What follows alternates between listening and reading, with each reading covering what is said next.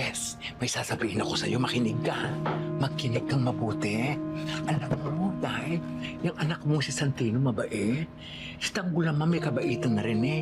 Pero yung isang anak mo, napakataras ng dila dahil parang tik-tik, nakakaloka. Nuknuka ng yabang, anak mong yan, nakakaloka talaga. Roda pagpasensya mo na. Alam mo, ganyan talaga yan eh. O nga maintindihan eh.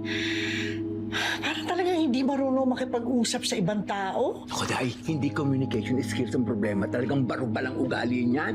Ill-mannered ang anak mo, batot. Hindi ko nga maintindihan kung bakit eh. Pero ganyan talaga yan eh. Alam mo ba, kahit ang lola niya, kung sagot-sagutin yan. Hindi naman ako nagja-judge ha.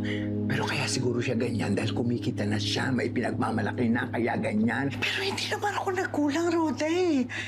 Lagi ko siya pinapaalalahanan na hindi pera ang lahat. Na mas importante yung dapat marunong ka makipagkapwa-tao. Kakaloka ka, Day.